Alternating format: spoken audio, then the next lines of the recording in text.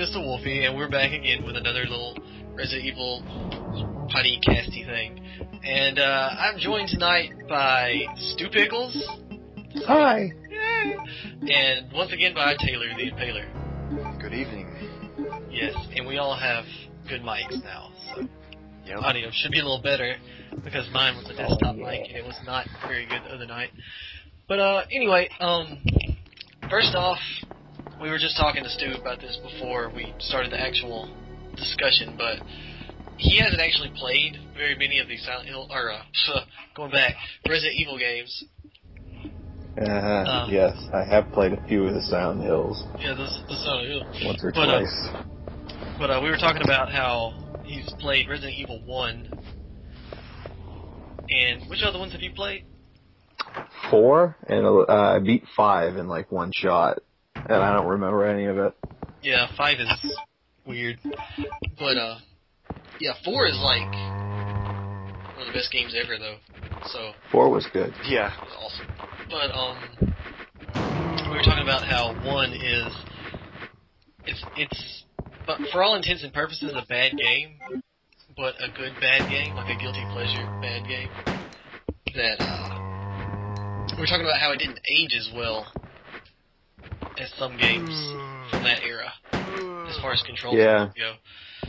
I'm gonna say most PlayStation 1 games didn't age very well. Yeah, everything from that, because going back and playing like N64 games too, it's like GoldenEye. It's so hard to. It is. It's so hard to do what you used to could do, like, because most games now have like a universal control scheme, and you go back to older first-person shooters, and you just can't. Your brain doesn't brain very well. Yeah, like Quake 2 for the N64 requires you to use either the D-pad or the C sticks to move around. Oh Lord! And then you aim with the joystick. It's like they have a. I know in Halo they have a setting you can put on the options that changes the controls to a scheme that's similar to the older games, but I'm sure nobody uses it. Yeah, maybe like there's some really diehard N64 revivalists. I had a few friends that tried it for a while just for fun and ended up thinking it was pretty cool, but I didn't want to do it because I always play default on pretty much everything new. Leon! It's good to see you're still among the living. It looks like we're not gonna find your brother here after all.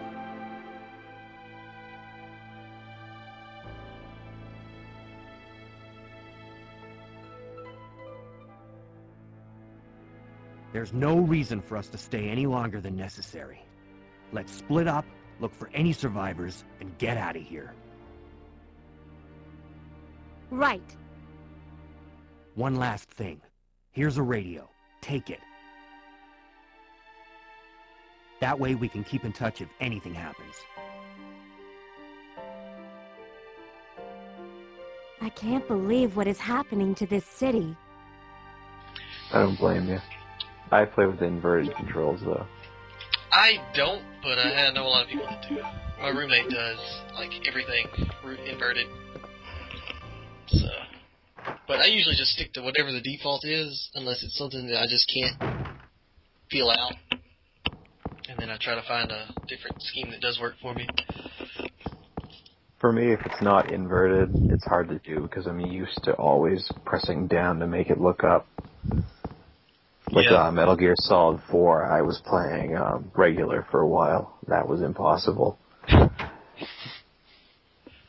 But one thing I was wanting to talk about tonight was the tank control scheme. It's hard to say actually for some reason. In older games and how it changed over the years and how it changed the gameplay as a result when they switched to more 2D and 3D control schemes. So what do you think about that, Taylor? Well, I got pretty used to tank controls. Everybody's kind of says how hard it is to get used to. I didn't really see that because a lot of back then my favorite genre was survival horror, and it still is today. And of course, a lot of survival horror games use tank controls. So then I got really used to it, and it seemed fluid to me. I never had a real problem with it. I don't even remember having any problems with it when I was first starting. But you said you wanted to know how it's changed, and well, yeah, because what I was gonna add to it was the reason tank controls were good in games like that was because it controlled the pace of the game as a whole. Like it made you actually think about where you were going to be, where you were going to go, and it slowed down the gameplay, as opposed to a lot of control schemes nowadays are all about fast-paced. Yeah, I think it was a lot good. Tank controls were good for allowing fixed camera angles. Yeah, exactly. And that now nothing has fixed camera angles anymore, well, except a couple things in Downpour. But that wouldn't really work with fluid. For example, Downpour, that one part, it used its own controls, but it wasn't like really tank, so it was really weird. But anyway, I think Resident Evil 4 still used tank controls, right? I believe so, and Shattered Memories actually used tank controls, which it did it in a good way because of the way the Wii remote worked with the flashlight, because it allowed you to, like I said, it slowed down the pace a little bit, and you controlled where you were looking and where you were going by moving the Wii remote and using the D-pad at the same, or the little, what do you call it, the C-stick? Is that what it's called on the nunchuck? I think it's the C button, that's just a joypad. Oh, well, stick. Like the stick on the little squiggly stick. Yeah, the squiggle stick. Anyway, that and looking around with the flashlights were how you controlled your character, and so it's kind of a unique way to use the tank controls, and I like that about the game. But most games that classify themselves as survival horror nowadays don't. They have just take Downpour for instance, where it's not tank controls, and like you said, there's no real fixed camera angles in that game anyway, so it doesn't really affect that. But then when they do try to use the fixed camera angles, it was weird. But it all goes back to, like I said, I think it's a lot to do with the pacing of the game, because a lot of games nowadays are more action-oriented. Yes. And so you need a control scheme that lets you be more fluid. But as a whole, I miss tank controls. I do too. I wish something would bring them back, because if it had an appropriate game to follow it. Correct, yeah. I can't even remember because I haven't played it in a while. Did Remake have tank controls? I'm sure it did. I believe it did. Yeah. I believe it did, yeah. Heavy Rain had some kind of version of tank controls. I still haven't played that game. I need to get a copy. And I have not played it. I liked it. We will find out if that's true. Yeah. Maybe we should all get a copy and then talk about it. That actually was the first PlayStation 3 game that I bought. At GameStop, they were having a thing. They said, well, if you buy 2 used games, you get another used game free. I'll say, okay, I'll just grab that, Heavy Rain. But at the time, I didn't have a PlayStation 3, so it's been sitting on my shelf forever. Until just now when I got a PlayStation 3, and I haven't touched it yet. So it looks really nice. Is it only on the PlayStation 3? Yeah. I believe so, yeah. Okay. I'll have to get my roommate to get it then, because I don't have one, but he does. Hey dude, you should totally try this game out. But, another thing I wanted to talk about was... What did I want to talk about? We talked about it earlier. Maybe just the way games that classify themselves as survival horror have been leaning towards action-oriented gameplay more. Yeah. What do you think? It's hard to make a good survival horror game because they need to be clever. I think Haunting Ground's a good example of a game that had all the right elements but didn't have proper riddles and storytelling. I still haven't It's played just that. weird. That's the one that's like, it's like the girl and a dog. Yeah. And you it gotta was be friends technically with the dog. yeah, it was technically a sequel to Clock Tower 3, wasn't it? Or it was Really? originally going What? to be Clock Tower 4, I think. Huh. Something like that. I don't remember. I remember hearing that back in the day, and I wasn't sure. But I believe it. you should believe it. I'm a genius. But yeah, I've always wanted to try that game, and I've never gotten to. So maybe that's something for me to look into as well. Stu, you said that there weren't any survival horror games because they're hard to make. Can you kind of tell me why, or what you think that, or why that isn't happening now? I mean more like the older style survival horrors had really convoluted puzzles. Like from how far I got in Resident Evil, you have to find the tablet, stick it in a hole in the wall, or take it out of the hole in the wall, put it places.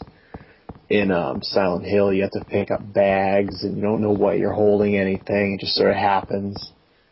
In the newer games, it's more like just get that door open so you can go to the next spot and kill something. It's usually. Oh, sorry.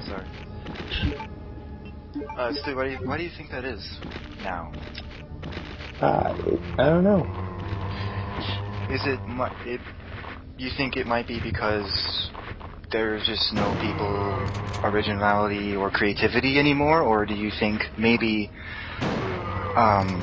it's to allow the more mainstream gamer to come along and easier to comprehend? I think a big trend in modern gaming is to try to flow towards realism, and so then when you have things like that in a game, it kind of takes you out of it, because no one would do that. Stick coins in desks. Some places it might make sense. It's Just like, potentially what it is. I think the main problem, going back to what you said, is about the mainstream gaming, because most of the puzzles in games lately have been, quick time event related, potentially just turn a crank and you rotate the D-pad, stuff like that. Not complex riddles like Silent Hill 3, which is insanely hard puzzles. And I think a lot of that was just the developers of games after that point said, a lot of people had no idea what to do here, and they didn't finish the game because they didn't know what to do, or they had to look up walkthroughs and all kinds of stuff, and so it threw them off. And so they tried to dumb it down a little bit.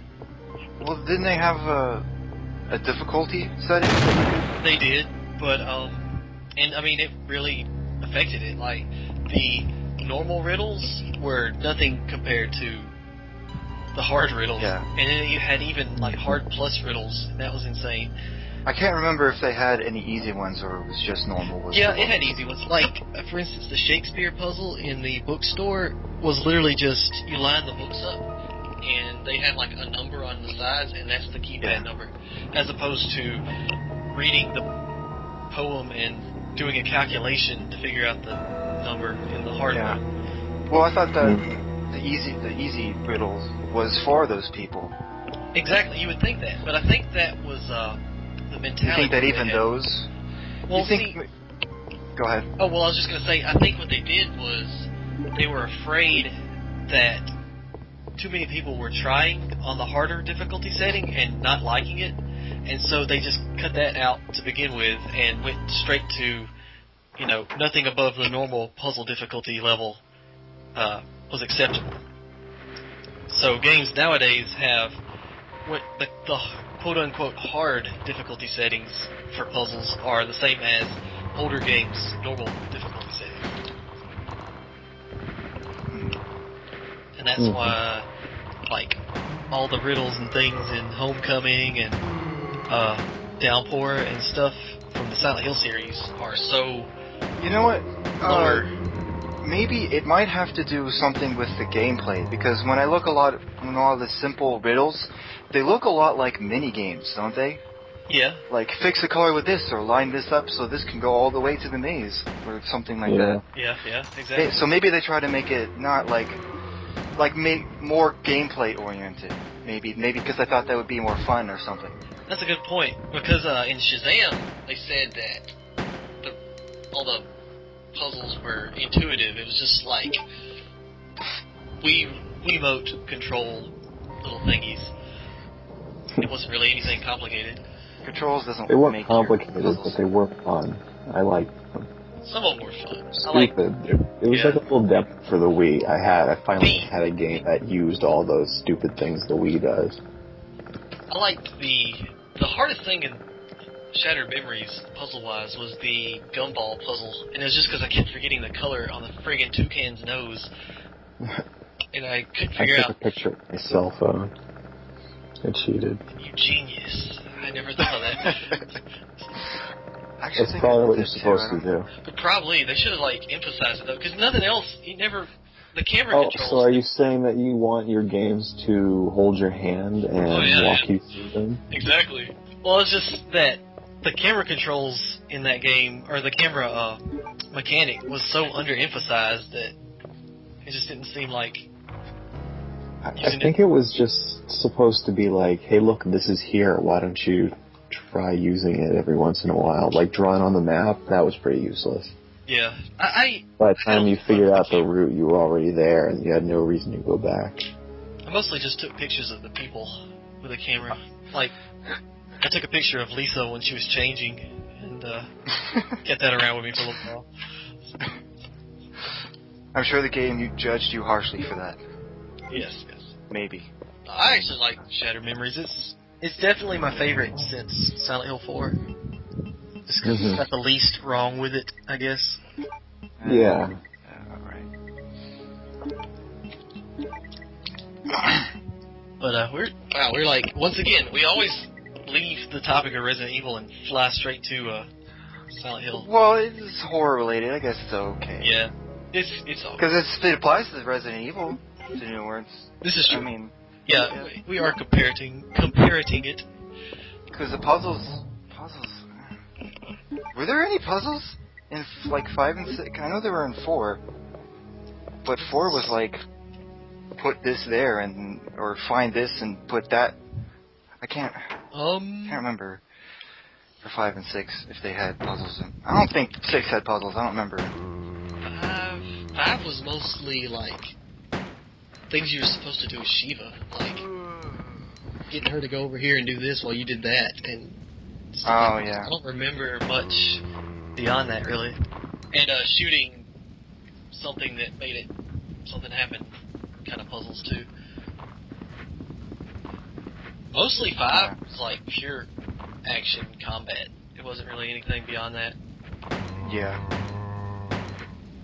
Kill the right enemy and you find a key card and you use it to open the door to get out of here. So yeah, that was pretty much the hardest one because you got to find the right guy. I didn't even play 6. I watched my roommate play it, and it was entertaining in its own way, but I don't really care for it. I liked the controls are better than 5, and the inventory system is better than 5, I thought. But that's about all I can say. Probably the action was more enjoyable than 5. 5 was just kind of clunky, and just... 5 was... Yeah, I think the AI was better in 6, too. Yeah, it was awful. Shiva did nothing productive whatsoever unless somebody was playing with her. She just ran around. No matter what you gave, you could give her the best weapon ever, and she wouldn't do anything productive. I just give her, the Magnum and run around with a shotgun and do all the work anyway. Yeah. I played 5 co-op, so I didn't have any AI problems. I did that halfway through. I didn't even know. Me and my friend wanted to pretty bad, and we didn't know how. And then all of a sudden, we didn't by accident. I'm like, oh, look at that. That works out, I guess. But anyway, why do you guys think it has changed the way it has? Just this Resident Evil series. I'm gonna go first. In general.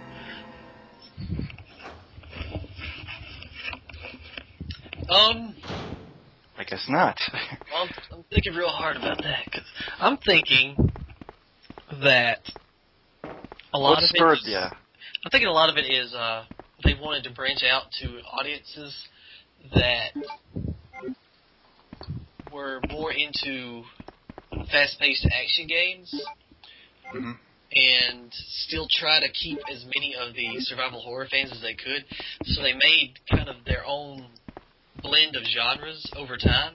So Resident Evil 4 was pretty much the best you can get by trying that strategy.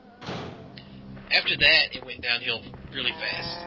But Resident Evil 4 was still a good combination of a lot of the old feel and an increase in the action that made it thoroughly enjoyable. So that's kind of the high point in the series after Code Veronica. Code Veronica's my favorite. It's so awesome. Oh, yeah. And of course, Remake was like solid gold. Yeah. So, I mean, there's probably more good Resident Evil games than any other. Well, there are a lot of Resident Evil games. Yeah, well, Like that's a lot. Yeah, I'm just thinking, like, there's probably more good Resident Evil games than other survival horror games series. You know, I don't think many series have that many games in them to compare to Resident Evil. Yeah. That's true. Silent Hill, sort of. Yeah, but Silent Hill's only got, like, The 3 games, if you three count great the... games. One, I like 4. It's my favorite, but it's not as good as 2 or 3. 4 is kind of a throwback to 1 in that it's kind of got a mixed fan base. Like, a lot of people just like it just to give it credit for being a Silent Hill game. A lot of people feel that way about 1 too. I think 1 doesn't get nearly enough credit that it deserves. I think 1 is one of the best survival horror games ever made. Like Silent Hill 1. Just for no other game in the series had that feel to it. Not even 3. It just felt like What feel? it just felt dark and I don't know, like. Well, I think each game had its own unique feel. That's true, yeah. So 3 felt like a good combination of 1 and 2. Kind of got the same, but then it had its own uniqueness to it too. So it was high. It was probably the best in the series for sure. we're talking about Silent Hill again. I know. Yeah. It goes there. I can't help it. I know. We're all we should from. go to Fatal Frame. We should go to Fatal Frame. And I've only played to the beginning. I can't say much, but it looks. I hear good things about it, and from when I played it, it was pretty cool. I played Crimson Butterfly. Was the one I played. It's the second one, isn't it? I believe so, but I don't know. If it's the second one is the best one. I like the third one just for a few atmospheric things it had, because you kind of were like exploring this castle mansion kind of place, and some of the ghosts in that game are absurdly terrifying, and like the placement of them, and just the fact that your only weapon is a camera, and the fact that the only way to fight the ghosts was to let them get as close to you as possible before taking the snapshot, because the closer they were, the more damage. It was built to be intense and scary. It was just a really good idea. I've only got to play the first one. I believe it is subtitled Based on a True Story. That's the name of the game. I think it was. Big block letters on the box. I don't know how it was fun for a while, but like, I don't know. I lost interest. If I could play it with someone who's played through it already, so they could just say, go over there, I'd enjoy it, probably. Yeah, I got lost on 3 a bunch. It didn't really tell you where to go at all, and it didn't even give you hints. You pretty much just had to. It was very easy to get lost. Like the place was like a big labyrinth. You have to remember where you've gone and haven't. Yeah, and it was challenging because whenever you left an area and came back, a lot of the ghosts respawned, so it was really hard to not get killed. The second one, though, is like everyone's favorite, pretty much. I think Funko said it was his favorite. Well, you know, I wonder why. Fungo posted why. Yeah. What's another good survival horror series to compare? Is there any other, like, actual series? Clock Tower changed so much from game to game. But it's still Siren? Siren's good. Yeah. I haven't got a chance to play that. I played Blood Curse. Well, no, I didn't play it. I see my friend play it, but I've been trying to get around to it. There's also Alone in the Dark. Yeah. That was the first one. I believe that one was before the first Resident Evil. It didn't look too good. It was kind of, yeah, it was No, kind it of the looks same. really bad. The second Clock Tower looks about that way too. It was really, I don't know, like the graphics did not. It's one of those games where you can't really forgive the graphics for being that bad because they don't. They take you right out of the emotion that they're trying to convey. They're like, "Oh, you should be scared of this." And you're like, "How can I possibly be scared of this? I'm sorry, this is just not working for me." That's how I felt anyway. It was. I'm with you on that one. Yeah, because the second, I don't like the second Clock Tower. The first Clock Tower and the third Clock Tower are pretty awesome. I own the third one for PS2, and it was, it does chase sequences better than most any other game I've ever played. Clock Tower 3 was my introduction to that series. I liked it. Yeah. I actually watched some of the enemies are a little far out there, though, like the weird dude who, like, pelvic thrusts at you and throws axes. Yeah. Oh, what's his name? I think In his leotard. The Chopper. Yeah. Dear God. The, best thing ever is the Corroder. I think that was based on an actual, serial killer, like in real life. That part freaked me out. It was scary. I mean, that's a scary concept. That dude was nuts. The others were just kind of,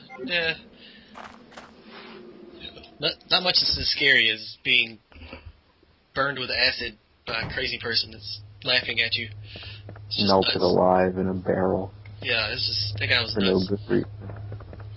I actually talked about how the boogeyman from Downpour looked a lot like the Corroder, and people were like, "No, he doesn't," but he actually looks just like the Corroder to me. Except he's got a hammer, just like the sledgehammer guy.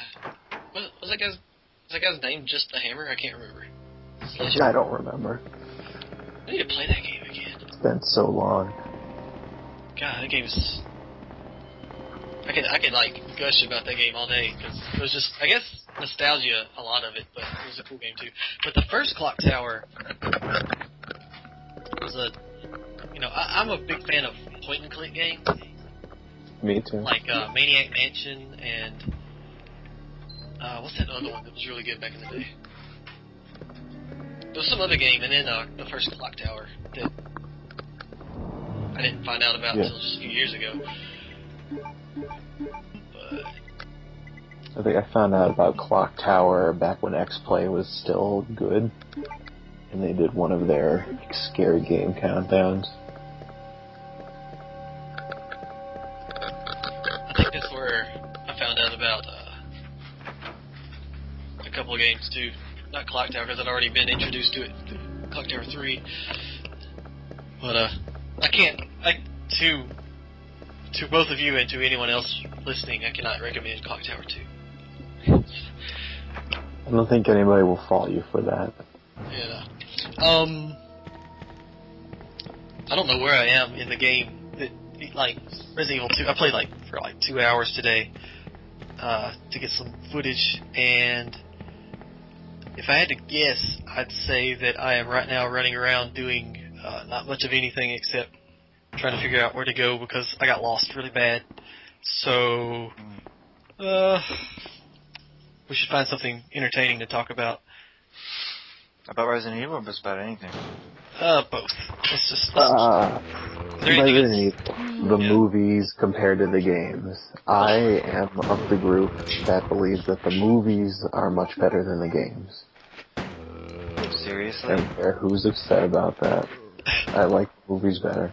You better explain yourself, boy. Yeah. The movies they have the same, and they're not the same story, I know, but they're the same kind of story. They're really dumb. It's just, it's dumb. The game and the movie have dumb stories, but in the movie I can get it over with in like 2 hours, and I don't have to do anything to do it. I like the first movie, but I didn't really like any of the others after that. 3 was okay for an entertainment standpoint. Yeah, I mean, they're not works of art. They're just, boobs doing backflips, basically, and throwing things. Right. But for what that is, it's pretty good. It's kind of hard for me to take your side because you've only played 1 and 4 and barely know a lot about the games.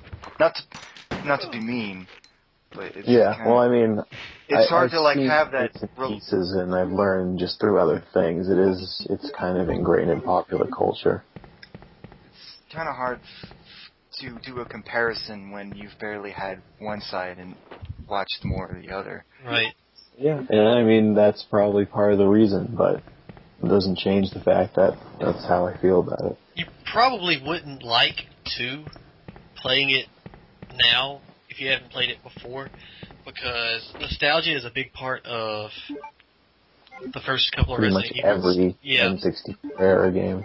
Right. Well, actually, I didn't play Resident Evil 2 until much later. I didn't play it as a kid. I played the GameCube port, which I mistakenly thought it was also a remake, but it was not, and I was disappointed. But not disappointed at the same time because it was still great. I got to play the game. Yeah, I love it. 2 is one of my favorites.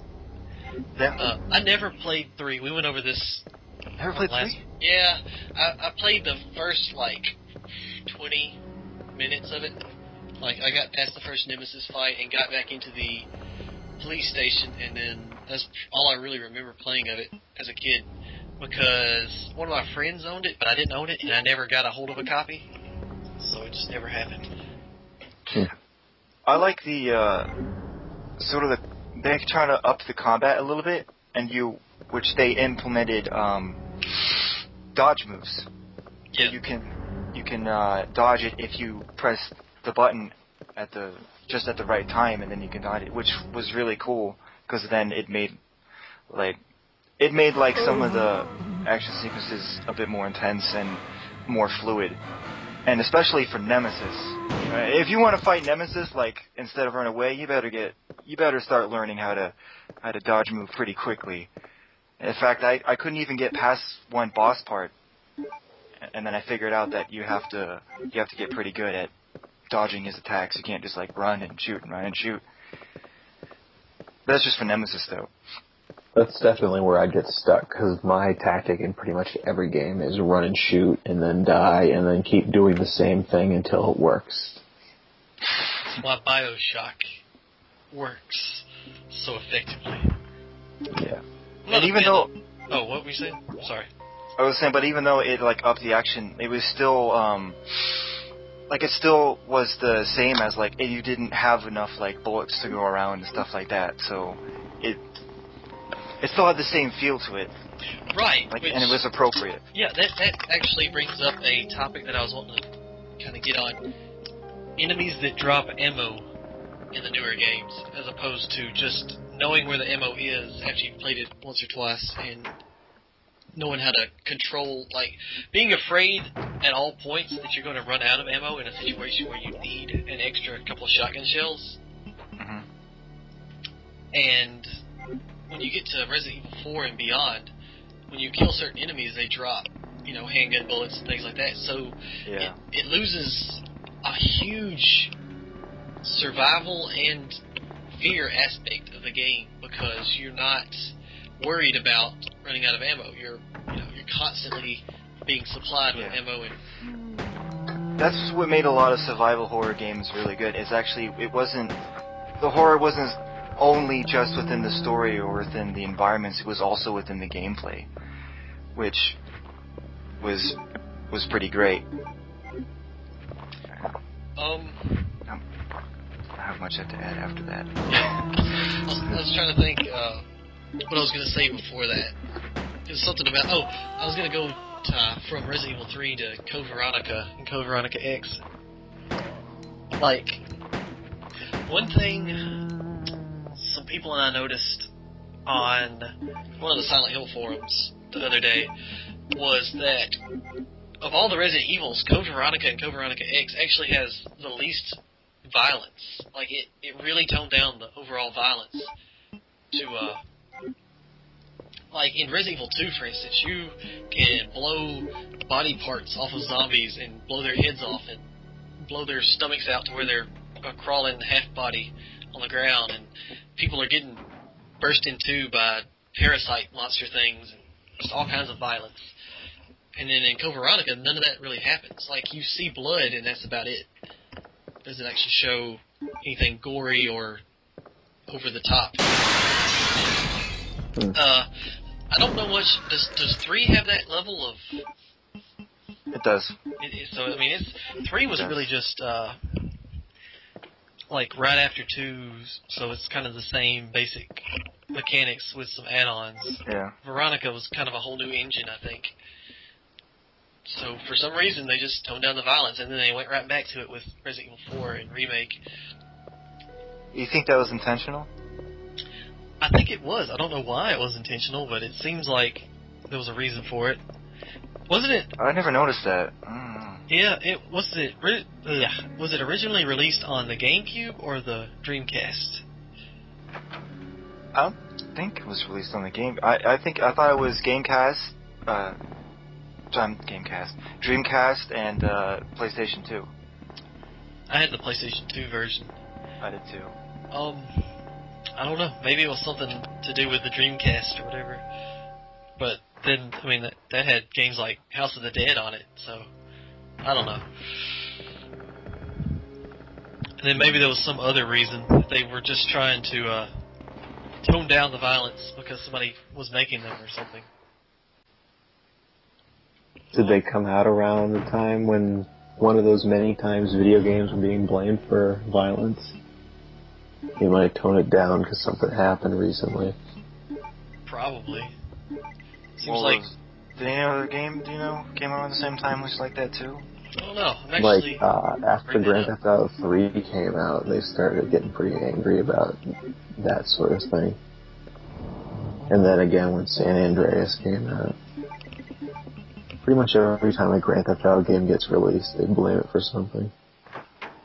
I think the only thing I remember specifically as far as, like, ultra-violent stuff happening was... It was still rated M, right? Yeah, it was still rated M. At the end with Steve, and he, like, chopped off that tentacle. Blowing tentacles off, and when you... stuff like that, like, stuff that you don't actually see the violence. Yeah. They let that kind of stuff go. Also less human-like. Right.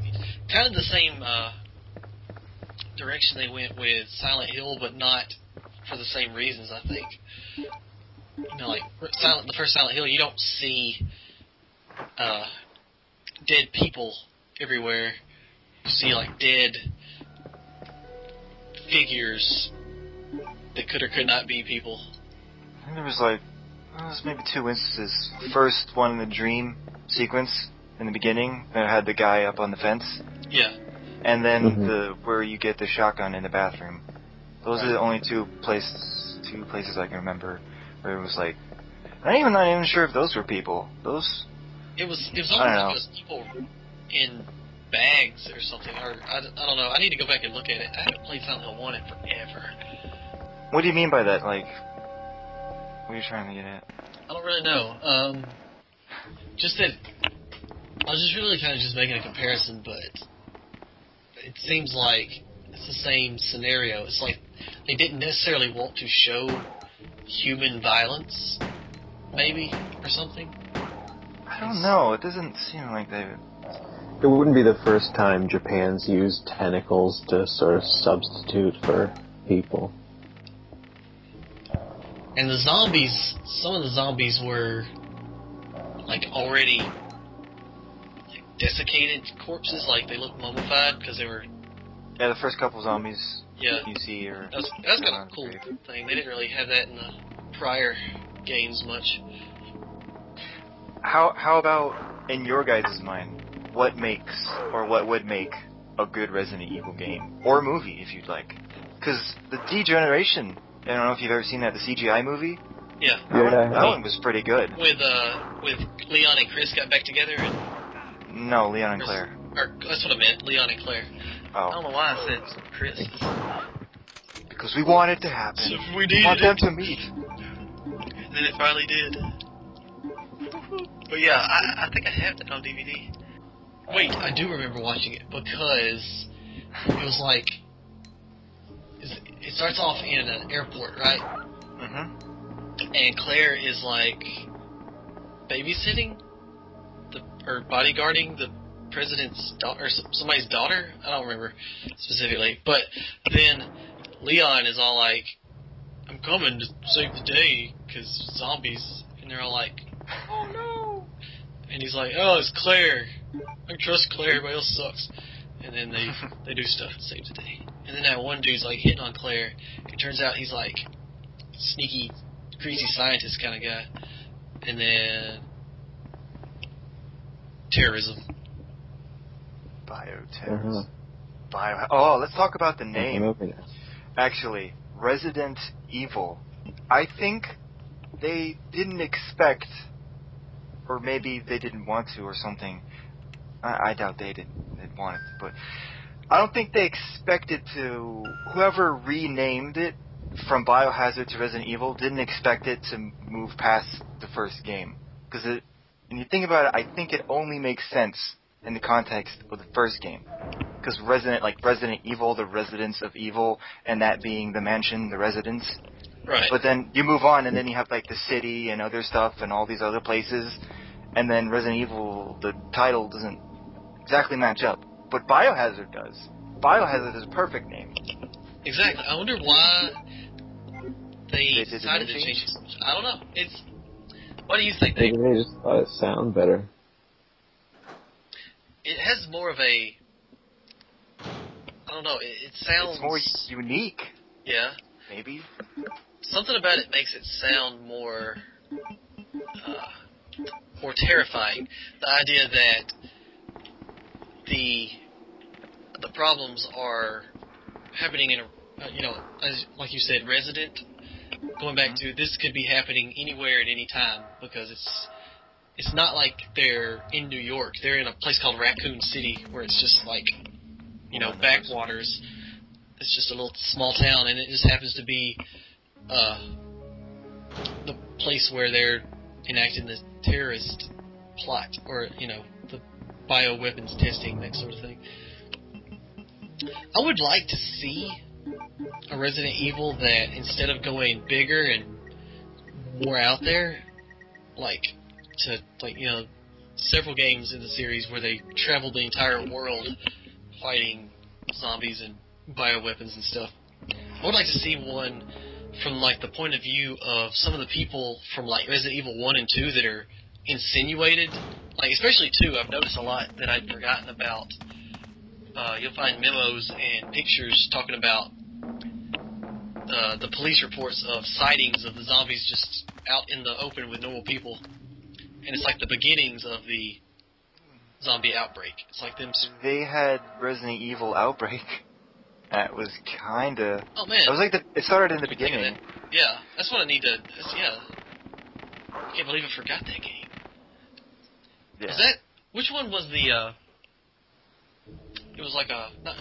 Not a first-person shooter necessarily. It was like a rail shooter kind of thing. Umbrella Chronicles and Darkside Chronicles? Yeah. For the Wii? Yeah. What about it? I don't know. I was just thinking... I was just wondering if that was Outbreak. What was Outbreak? Outbreak was... they tried to make it sort of like an online thing. Because it was 4 players and you can pick... you could choose your character. And they... it like started out like Outbreak, and all the characters were kind of like normal people in Raccoon City.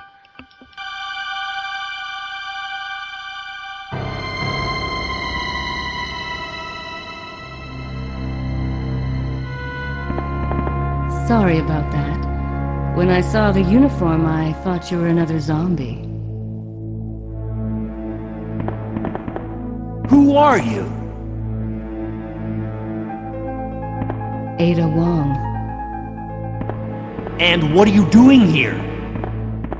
I'm looking for some guy named Ben. He's one of those reporter types, always looking for a scoop.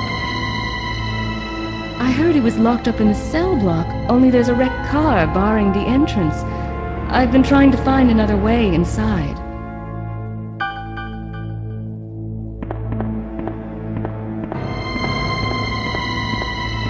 If we work together, we can move this thing. Give me a hand here, will you? That's what sort of like the feel was. And I believe they made only 2 games, Resident Evil Outbreak and Resident Evil Outbreak File 2, I think it's called. And they had like a viral mechanic where every character is already infected, and you sort of had to suppress the infection continually to move on, and if you didn't, you would die. That's a I'm not sure. I never played online, but I heard it didn't really do so well. I think you didn't answer my question from before. Which one? I'm sorry. The what you think is what makes a good Resident Evil game, or how you view Resident Evil or the good Resident Evil or whatever. Ada, wait! What I like about the Resident Evils mostly, it's the atmosphere of being like if Remake, for example, in Resident Evil 2, but Remake especially, it just being trapped in that house and knowing that the enemies are there, and then not knowing how much ammo you can find in between you and the next big enemy is pretty scary, and that's a good concept. And the story isn't just great by any means. I mean, it's cool. It's kind of this unique little thing, but it's more the feel of it, the game feel and everything, I guess you could say. Yeah, the gameplay. Like I said before, a lot of the horror relies into the mechanics and the gameplay.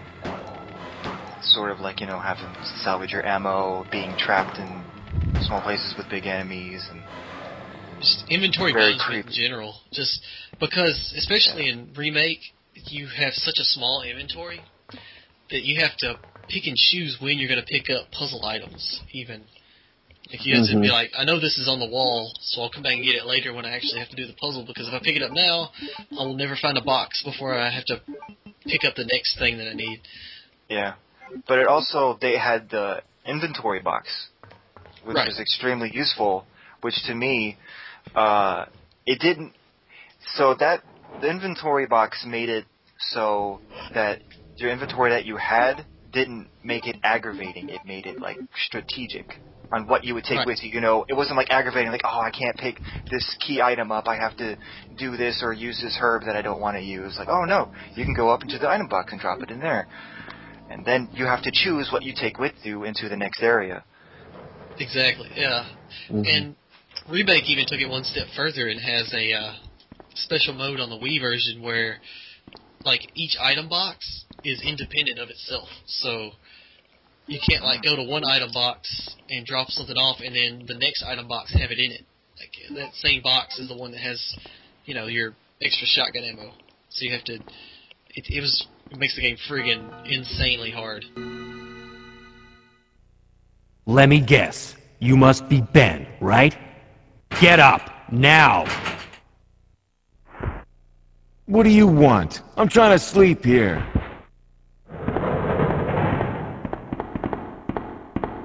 Is this the guy? Ben? You told the city officials that you knew something about what's been going on, didn't you? What did you tell them?